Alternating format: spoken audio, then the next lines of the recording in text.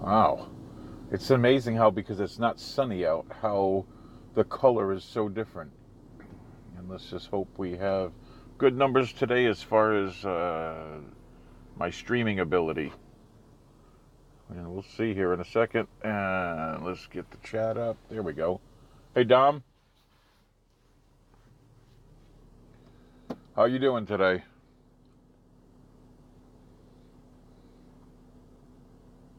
Hey, B West. Hey, Mayor. Hi, Bisky. Hey, Spencer.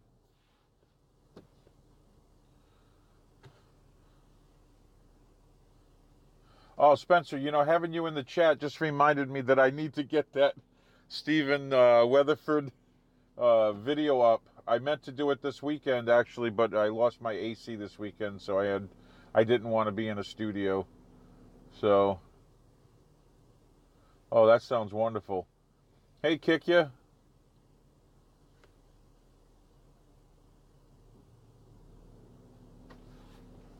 So, yeah, it's funny. Today's topic, I wanted to do this, but it wasn't until we had the chat in the Hangouts this morning that I realized that the perfect title for what I wanted to talk about was a line from a Monty Python skit. And it was, how do you know he's a king? And it basically was that what I wanted to talk about was that what do we know about a person based on what we don't see? In the movie, the Monty Python skit, it was like, well, how do you know he's a king? And the other person was, because he doesn't have shit all over him. So, that being said, what do we know about someone based on what we don't see about them, on them, or in them? Hey, David? Like, what do you know about a person who, say, can you tell someone's political ideology or their beliefs based on their appearance? Maybe. If I see someone who's very hippie-esque, we'll say, sometimes, and this is not all the time, but again, there's no definites.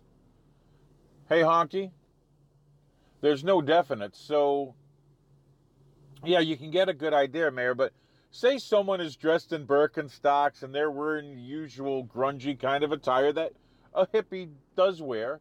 Can we guess with maybe an 80 percentile or above what their political ideology may be?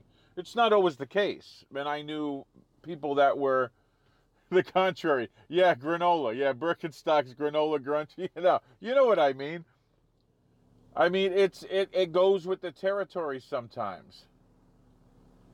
Sometimes they are a Bernie Sanders fan, Mayor, but not all the time. Okay?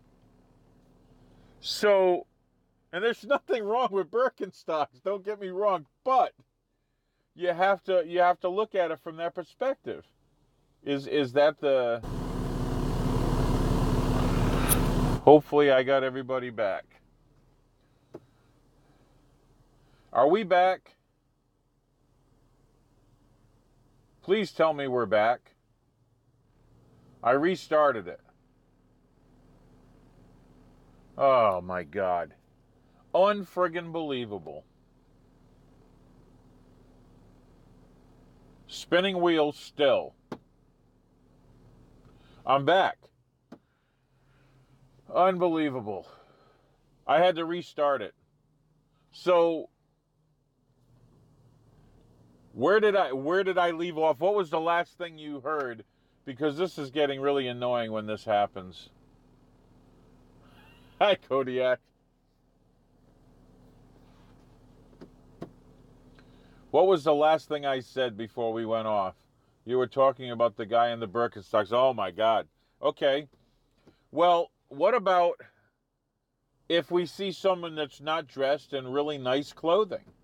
Can we assume that they're not very wealthy? Not always the case. Look at Howard Hughes, renowned for dressing as a bum. Okay?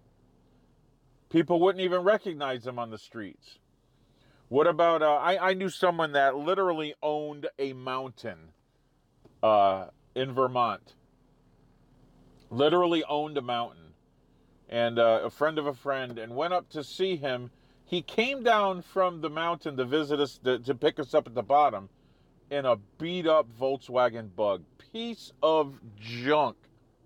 Barely held together. But, of course, picked us up and we drove up to his home, which was kind of meager. Wasn't really all that great. But this man was a multi-millionaire. Multi-millionaire. Well, just because, I mean, look at Keanu Reeves. Lives a very, very simple life. Very simple life. You would not know it. If you didn't know it was him on the street, you would not think that he's a famous movie star. Very, pretty well-to-do. But what do we truly know about a person based on what we don't see? Okay. We see a woman, say, and I say this for a reason, there's a time period, say 6 o'clock in the evening, pushing a double stroller with 2 kids in it down the road, and she's got maybe another kid walking next to her. Do you say, because of what you don't see, must be a single mom? Is that possible? Can we base the assumption on what we don't see? We don't see a guy in the picture, and it's after the normal time that maybe someone would get home from work that works during the day, because there are always exceptions to this. There's always exceptions to this on whether or not we make these assumptions in our head, and based on their ethnicity, we automatically, because a certain percentile and percentage of that population of that ethnic group is a single mother. We do not see a man in the picture, so we just... I said children in a carriage. You guys are bad. Oh my God, really?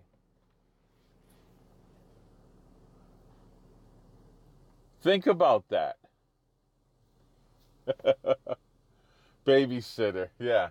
Well, like I said, but we make assumptions, okay, based on something that we don't see. Do we assume someone is rich because they're dressed really nice and they have a nice car? Sometimes having a nice car just means that you have a bigger bill than someone else. A lot of times having a nice house just means that you have a bigger bill than someone else. I know a lot of people that live in live a lavish lifestyle, and yet they're constantly broke. They have nothing because all they do is they live over their means. They live beyond them. So just because you see this, you don't see the heartache because someone puts on the face, and you don't see the heartache on what they're dealing with financially, doesn't mean that you don't know that they may be dealing with more financial issues than you. But how often do we base our assumptions on what we don't see, or maybe even what we do see? Like I said, in the movie, the whole thing was he must be a king. And why? Well, because he doesn't have shit all over him. Well, I know a lot of leaders that if they didn't have shit all over them physically, they get thrown a lot of shit at them. If you can handle the language that I'm using, okay? It could be a I would just say a societal pile of doo-doo. Hey, Eggman, how's it going? Glad you could join a small group today. We're going in the middle of a very popular stream that decided to go a little earlier than normal, or actually a little later than normal. Oh well, no big deal. If people don't get it now, they can pick it up later. So, yeah. Well, you can't say it's not more popular. Huh?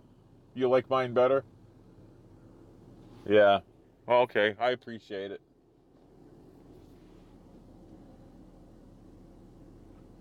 You haven't caught up since you were on vacation? Okay. Does anybody have any examples of this? I mean, because I could throw some more out there, but I'd sure like to hear your response as to what you think assumptions can be made by something we don't see. Hey, Andrew. Hey, Scott.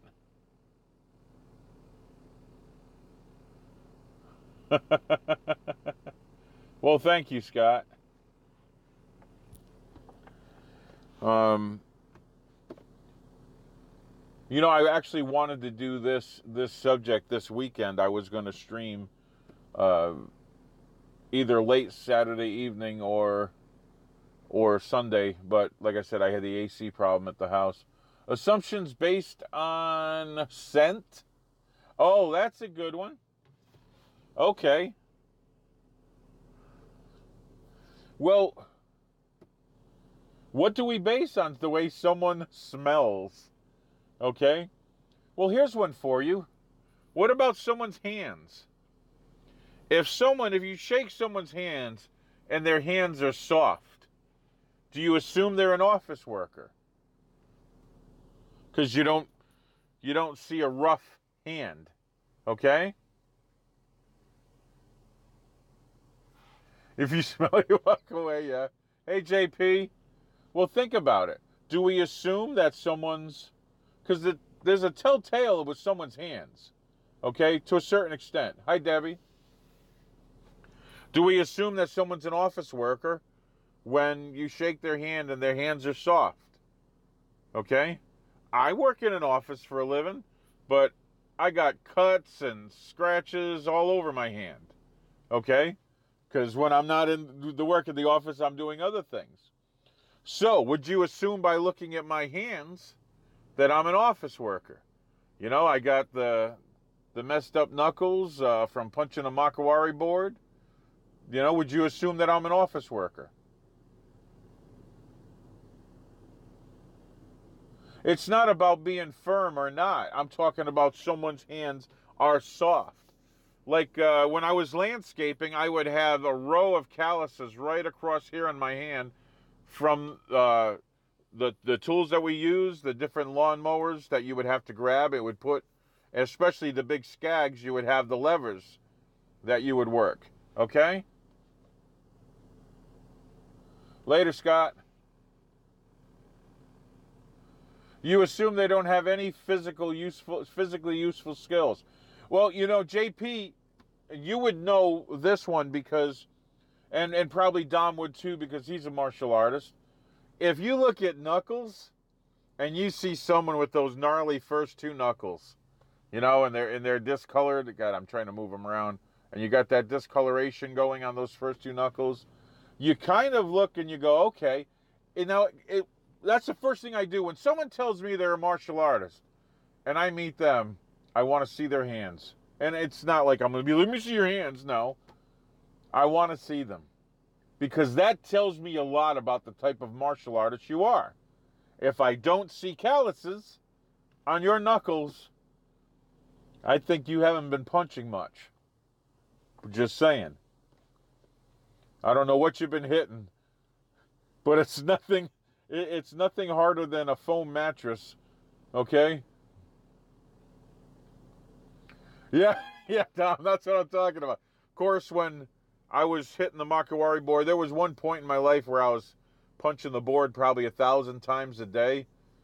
I would basically count up to 1,000 on my punches, and my knuckles were just nasty looking.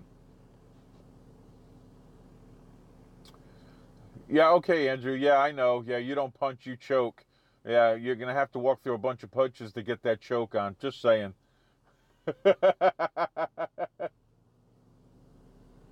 Cauliflower ears, yeah. Yeah, okay, that's a good one too. Yeah, if you're something you don't see, if someone says they're a great grappler or they've studied BJJ for 10 years or so, Okay, and I'm saying this for a reason, because there's someone within our community that claims to have studied BJJ for 9 or 10 years, and they don't have cauliflower ears. I'm thinking they're in a kind of a wimpy class. Just saying. Yeah, dislocated fingers in judo and BJJ. From grabbing that gi and yanking, and from getting caught up when you're reaching in and shooting in. Absolutely. Yeah. Sorry, I keep on scrolling up because I'm missing stuff. Hey, News Now.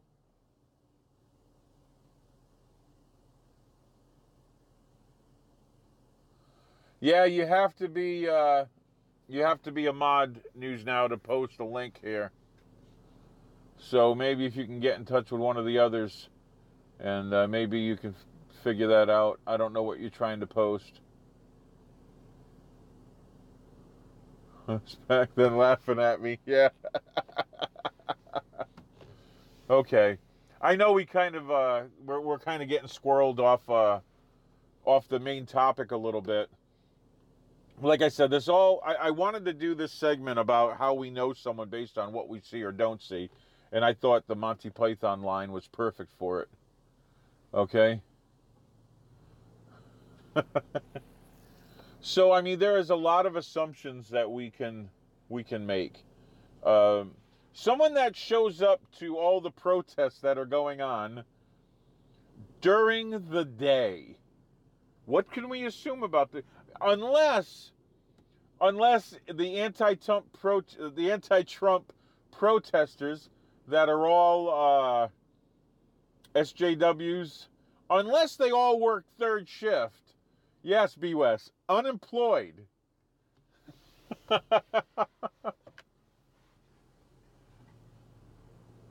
Think about it. They're skipping class. Yeah, maybe. Yeah. Well, are they a true SJW if they don't have one of those? Oh, thank you, Mama. Hey, quickly, what's that link about News Now Cleveland?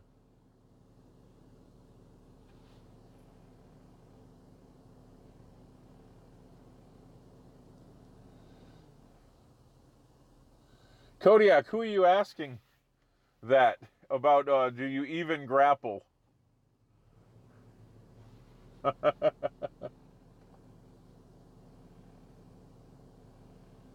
Oh, okay. That's not cool.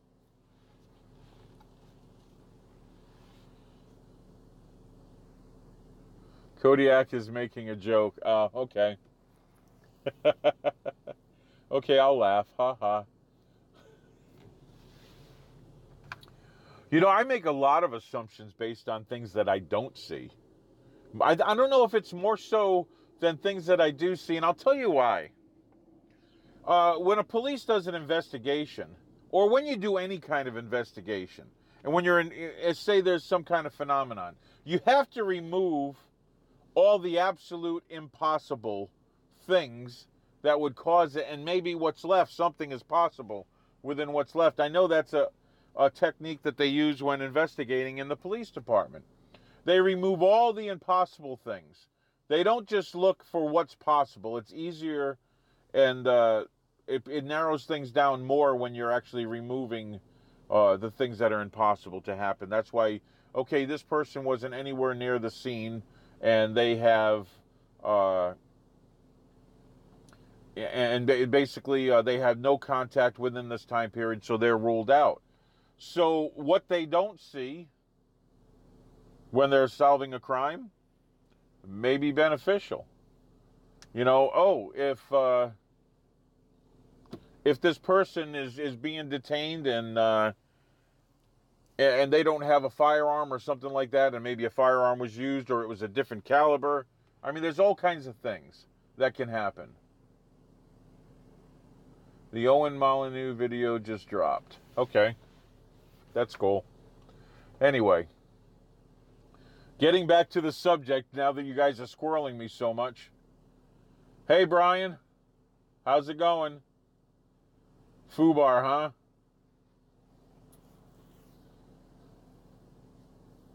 Crazy day, I guess.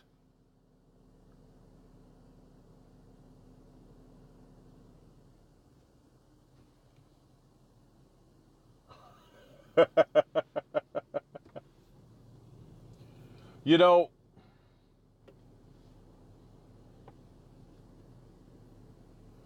oh my God, you guys are bad. I can't even look at the chat. I'm just going to go over here and I'm not going to look at the chat. You guys are squirreling me so much. It's just, yeah, I can't focus today. This is too funny. You know? Yeah, I know. I was wondering why it wasn't spelled that way. Oh, your mom's in surgery? Oh, that's not cool, man. I'm sorry to hear that. I know she hadn't been doing well. No calluses on fingertips. Well, I can't say that about me because I tend to do a lot of fingertips like on hardwood and just, hit them with my hand to condition my fingertips. Oh, flippity flops. Oh, in general, yeah. Well, here's one. Just because a woman dyes her hair dark brown from being a blonde, what does that make you think any differently of her?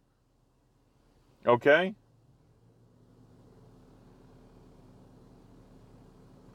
What I'm trying to get across, and I don't know if I'm doing it very well, I could be doing it terribly, is what assumptions do we make based on what we see in a person and what we don't see? I mean, it's basically you're stereotyping the person. It's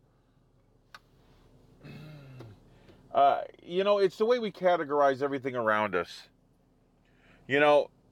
We see someone that's dressed like a gangbanger. Does that mean they're a gangbanger?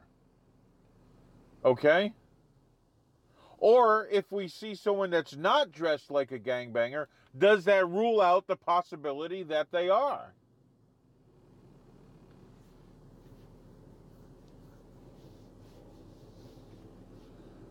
Okay, kick you because you act nice and are blonde, people treat you like you're an idiot. Yeah, maybe so. You know? Yeah, situation normal. That's been this whole weekend for me, but hey, it is what it is.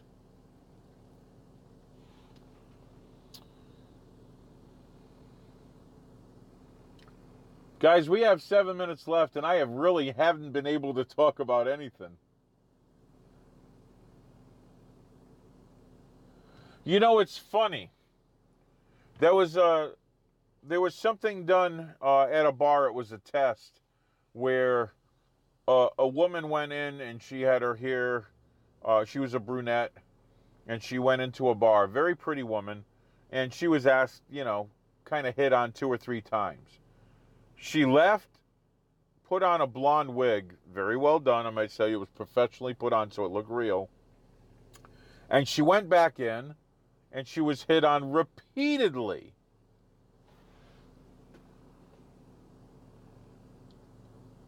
They didn't know. They made an assumption based on the fact, now either they liked blondes or they figured she was easy.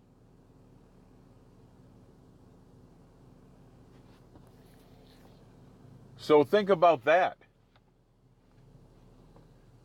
And, it's tough. I'm getting totally squirreled by the text here, by the comments. Call the queen. Yeah, my wife's a ginger, kick you. Yeah, John, we assume a lot, though, but how much do we assume? And I'm glad you're here. How much do we assume based on what we see? Well, we assume motivations. We do this all the time. Yeah, I know you said that, kick you, because she's a redhead. Yeah. I mean, think about that. How often do we make assumptions of someone's intentions or anything based on what we see or we don't see. We see a woman with kids and we don't see a father around. Do we assume that she's a single mom? There are other factors in that. You know, there is an ethnic change in that. When you say, hey, I see this woman who is black and she's got 3 kids with her. What are the chances that you're right that she is a single mom just based on the fact that she is black? There is a huge chance you're right because 90% of them are. Hey, Rising Sun. 90% of them are. No, it's a lot higher than that, Paul. That's the sad part. It's way better than 50%. Later, B. West. So, we don't see the father around. We just assume that. Or, what do you here's one. What if she's in her 30s and you don't see any children around her? Do you assume, because you don't see any children, do you assume she's a professional? And what I mean by that is that she put her career first. She didn't have any kids. No kids? Oh, she must be a professional. She must be really dedicated to her job.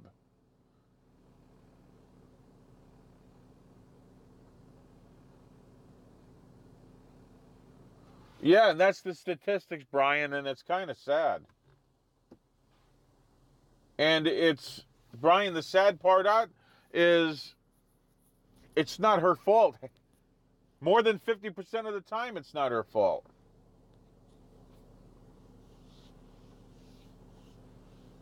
She's either ugly or crazy honky, really? Well, that if she wasn't dating anybody, okay? Like if you see a woman and a man together and there's no children around and they're 30, either they got a babysitter or they're professionals and they chose not to have children. I know, Brian, we've talked about that. Of course, Kodiak, it's Dom's fault. It's always Dom's fault.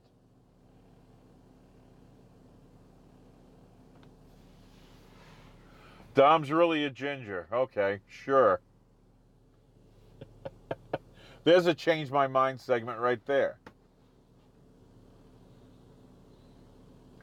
I think we have to be careful on what we assume based on what we don't see or what we do see. We make a lot of assumptions. Sometimes it's good to make those assumptions. I mean, if you're in a war-torn country and you're walking down a street and you're waiting to be shot at any moment, and it's going to happen at any moment, whether you agree with why we're there or not, and you see a man walk out, okay, say you're in Afghanistan and you're walking through a city because you're looking for somebody, and say a 30-year-old Muslim man walks out. Does your heartbeat go up? He may not even have a gun. Does your heartbeat go up anyway? And do you assume he's not dangerous because he doesn't have a gun? Or that you can't see it? Of course, JP, there's no absolutes. There's exceptions in all cases. Well, I mean, I could think of one absolute, but you don't believe in that one. And I don't even have enough time to get into that. Of course you assume everybody is a potential dangerous person. That's because you're a trained martial artist. You're going to look. I don't go to malls anymore, but when I go to any kind of a store,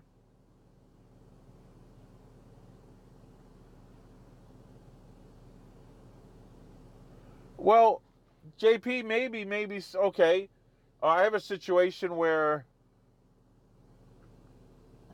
I was just walking out to the parking lot at the hospital, and I was picturing in my head, okay, this is going to happen. What if this happens here? What if this happens there? And then it happened. Yeah, see, but JP, I'm talking about in a war-torn situation. And I said that to begin with. If a Muslim, I mean, I work right across from a mosque. I see Muslims every Friday at around 1 o'clock because that's their prayer time, or they're getting ready to pray. They pray at about 1:30. Okay? So I see them every day over there. I don't get tense when I see them over there. I got a little tense the 3 different times they've been raided by SWAT, and we had 3 armored vehicles and 20 officers with AR-15s and, you know, that kind of thing. That was a little nerve-wracking, the fact that they've been raided 3 times. So, that being said, we're not in a war-torn country right now. But the more and more we see, I mean, it's just like, and this is kind of getting into profiling, and that's really what this whole show is based on, profiling. Everything that I've talked about has been all about profiling. But how many times has profiling saved someone's life? And at the same time, how many times has profiling caused the death of an innocent life? That happens. Both sides. Profiling can save the person's life who's doing the profiling. Profiling can also endanger the life of the person being profiled. So that's what this whole thing is based on. The whole thing in the movie of Monty Python, Search for the Holy Grail, was that they knew he was a king because they profiled him. He didn't have shit all over him. They knew he was a king. Okay? So, yeah, for a police officer, profiling a group can save his life, but it's also can be dangerous for the group that he's profiling.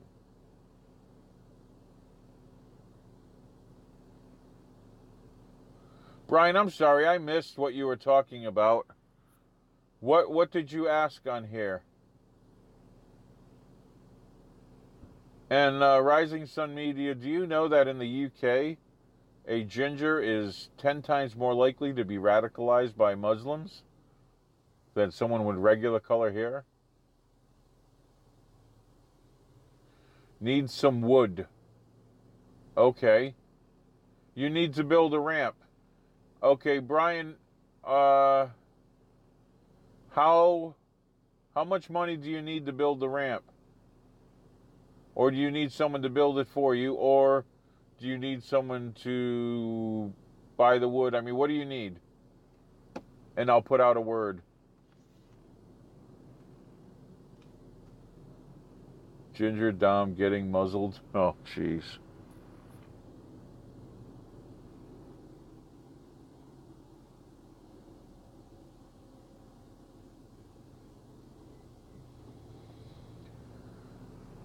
Okay, I'm waiting, and I only got a couple of minutes to stay on here.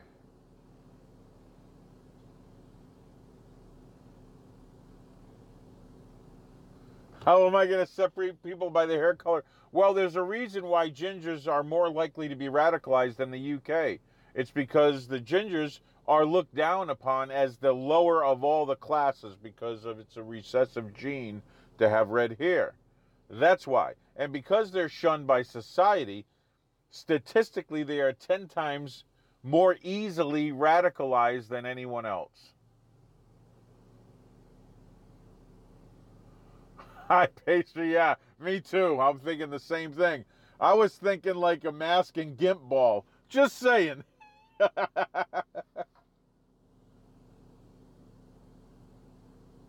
Yeah.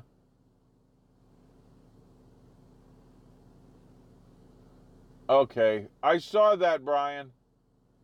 Okay, they are cutting off part or all of Mom's right foot. Cheapest I can build it for is about 300. Okay, everybody. Kodiak, do you know Brian's PayPal account that you can post it in here? Brian, wait a second. You're a mod. Post it.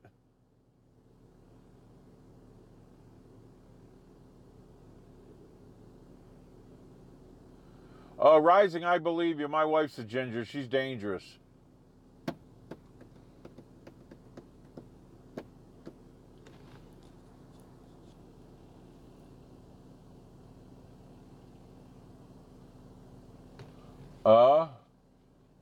Providence. Okay. Thanks. Thanks, Brian. Put that up there. Hey, guys, if you could help out Brian.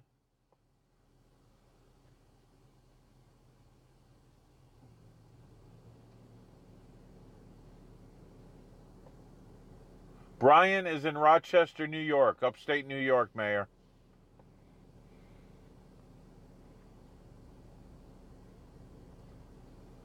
Yeah, he's in upstate New York in Rochester. Okay. Okay, guys, I stayed a little longer on this than I probably should have. I'm going to have to get back to the office. I'd like to say it was a good show, but it was kind of sporadic and chaotic. But, hey, after this crazy weekend, it's about the best that I could muster up being without AC most of the weekend. It was kind of crazy for me. Hey, Honky, thanks. Well, you're welcome. Everybody have a wonderful day. And remember, make sure that you're armed and you have the ability to tactically defend yourself. Also, get yourself some training so you can physically defend yourself. And as always, when you get that far and you're able to do that, then you're going to be able to protect yourself, your family, your loved ones, and the people all around you. God bless.